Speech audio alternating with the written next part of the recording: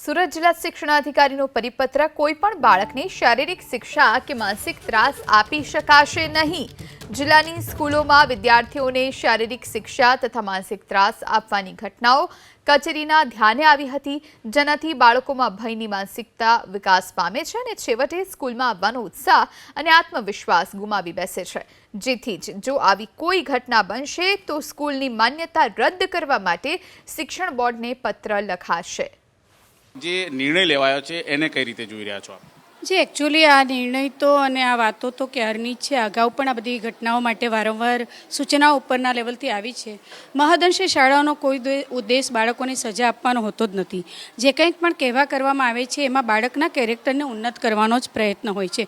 ઘણીવાર મા બાપ બંને વર્કિંગ પીપલ હોય તો બાળકને ઘણું બધું શીખવવાનું ભૂલી જાય છે। અમે અહીંયા એવી ઘટનાઓ જોઈએ છીએ કે અમારે પેરેન્ટ્સને બોલાવીને કહેવું પડે છે કે you be aware at your home, કારણ કે બાળકની એવી ચેષ્ટાઓ બાળકનું કેરેક્ટર ડિસ્ટર્બ કરે છે અને બીજા બાળકોનું ડિસ્ટર્બ કરે છે।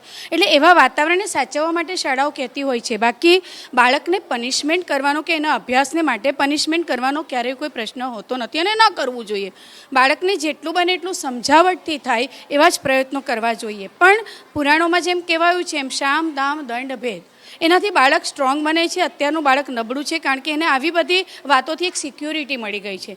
જ્યારે સમાજમાં બહાર જાય છે ત્યારે ઘણી બધી પડકારો એની સામે છે જેનો સામનો એ નથી કરી શકતું। તો આ બાબતે પણ વિચારવું છે। હા, શારીરિક સજા ન હોવી જોઈએ, બાળક કુમળું છે, એની અવસ્થા નાની છે એટલે એને સમજાવટથી કામ લેવું એમાં હું અવશ્ય માનું છું। પણ શાળાનો ઉદ્દેશ કતઈ બાળકોને હેરાન કરવા માટે સજા કરવાનો ન હોવો જોઈએ। રાજ્ય સરકાર દ્વારા જ્યારે નિર્ણય લેવાયો છે ત્યારે હવે કયા પ્રકારે શિક્ષકો અને આચાર્યો છે એને સૂચના મળી હશે?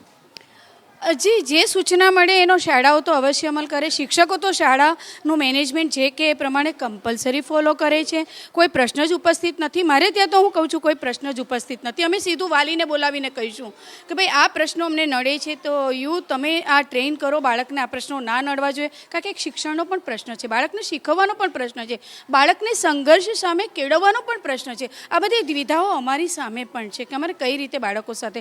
હવે કેવું થયું છે, બહુ ચોખ્ખી વાત કહું તો બાળકના ટપલીમાં પણ ખબર નથી પડતી।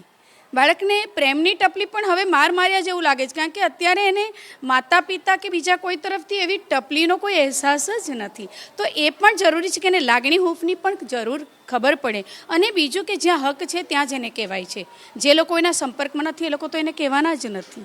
એટલે નો ડાઉટ કે માનસિક શારીરિક સજા એવી કડક તો ના જ હોવી જોઈએ કે જે એના દિમાગને અસર કરે।